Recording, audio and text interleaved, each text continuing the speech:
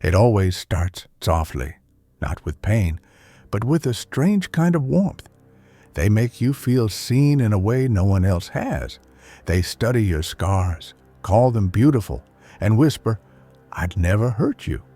And for a moment, you believe them. You believe you've finally found safety. But safety isn't what you found. It's the illusion of it. Because before long, the same hands that held you start to push you away.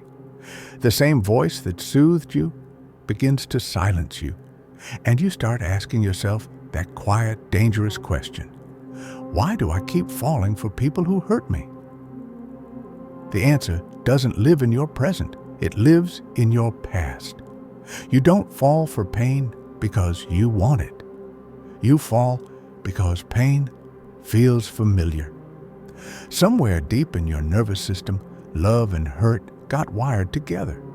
Maybe it happened when you were young, when the person you loved most also made you cry the hardest, when affection came with conditions, when apologies were the closest thing you had to comfort. That's where it begins. When your body learns that love isn't safe unless it hurts a little. This is what psychologists call a trauma bond, a loop of chaos that feels like connection. They hurt you, they pull away, and your body panics, not because you miss them, but because your nervous system is craving the relief that only their return can bring. When they come back, your brain releases dopamine, that rush of finally, and it feels like love. But it's not love, it's relief. Relief from withdrawal. You're not addicted to them, you're addicted to the cycle. That's why you confuse butterflies with anxiety, why silence feels like punishment, why normal relationships feel boring, because your system has learned to equate unpredictability with passion and peace with danger.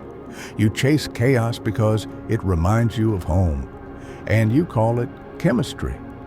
Sometimes it's not even about the person at all. It's about the pattern. You're drawn to those who replay the emotional script your childhood wrote for you. Maybe you had to earn love back then, so you still try to earn it now. Maybe you learned that love means fixing someone broken, so you keep choosing people who need saving. Maybe the pain of being ignored once taught you that attention, even painful attention, is better than none. So you repeat, you fall again. Because deep down, your body is trying to finish a story that began years ago. You're not seeking a lover, you're seeking resolution, and here's the hardest truth. You will keep repeating this story until you stop trying to heal the wound by returning to what caused it. You can't rewrite your childhood through someone else's affection. You can't fix your parents by dating their emotional copies. You can't heal abandonment by chasing the ones who always leave. The pattern only breaks when you stop chasing pain disguised as love. Healing starts the moment you choose stillness over chaos. At first, peace feels unbearable, like silence after years of screaming. Your brain will call it boring, your body will call it wrong. You'll want to run because calm feels unfamiliar. But that's where you learn what real love is. Love that doesn't demand your pain as proof. Love that doesn't make you shrink to stay.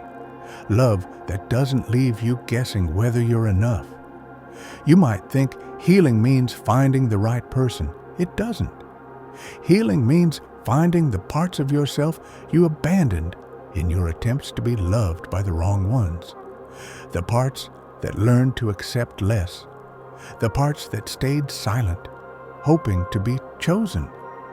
The parts that confused attention with affection. They are still waiting for you, and you can't save them by being loved. You save them by loving yourself enough to stop settling for pain. One day, you'll meet someone who feels different. They won't trigger your anxiety. They'll feel calm, steady, even boring at first.